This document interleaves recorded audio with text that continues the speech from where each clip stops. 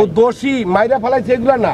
অঞ্জন আপার মৃত্যু মেডিকেলে হয়েছে, স্ট্রোক করছে, এটাও সত্য, সব ঠিক। কিন্তু সম্পদের ব্যাপার যদি কিছু থাকে, যদি মনিকে লিখে দেওয়া যায়, সেটা তার মৃত্যুর আগে ছেলে সম্পর্কে অবহেলার কোনো অভিযোগ করে গেছেন কিনা, এটা আমরা একটু জানতে চাই। আচ্ছা, স্পষ্ট বুঝে দিয়ে এক কথা বুঝে নেবেন।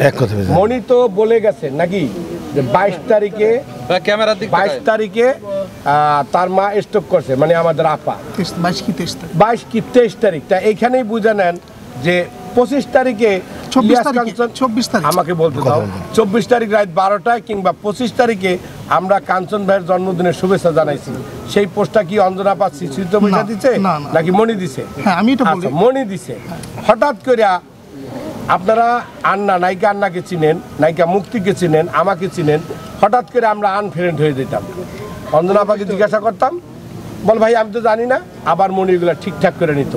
টোটাল মাঝেই ছিল মনি। অঞ্জনা আপা কখনোই তার নিজ গতিতে চলতে পারেনি। এই মনি, আমি তাকে পাবনায় নিয়ে গেলাম অঞ্জনা আপাকে, আর রোজ নামে যে 86 লক্ষ টাকা বাপের নষ্ট করে নায়িকা এবং গায়িকা হয়েছে, প্রডিউসার হয়েছে, এদের নিয়ে গেলাম। এই মনি তখন অঞ্জনা আপাকে আমার সামনে শাসাইছে। এই তুমি জানো, এই তুমি আমাকে বলতে দাও, আমাকে কোশ্চেন এখন তোমাকে গাড়ি থেকে নামাই দেবো।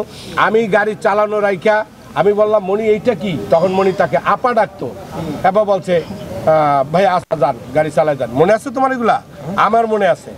আমি রাতের অন্ধকারে তোমার বাড়িতে গেছি তোমার জন্মদিনে কেক কাটতে, তখনও দুর্ব্যবহার করতা, আর কিছু হইলেই তুমি আমাদেরকে ভুলভাল বাজাইয়া সরাই রাখতা। এখন ভাই যদি সে মাঝি হয়, নৌকা তো তার কথাই চলবে, সে যদি যাবে। তা আমার তো ওইটাই প্রশ্ন যে মনি কেন আমাদেরকে জানাইলো না যে আপনাদের আপু বা আমার আম্মু অসুস্থ, ইউনাইটেডে চলে আসেন বা বাসায় চলে আসেন?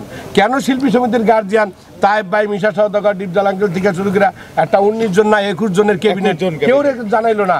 আজকে যে ইলা আপা, যার মাধ্যমে সে জন্মদিনে গান গাইতে আসছে, তারা জানাইলো না? জেনি আপা নামে তুই তামারি 30 বছরের বন্ধু, আপনি চিনেন দুলাভাই, তারা জানাইলো না?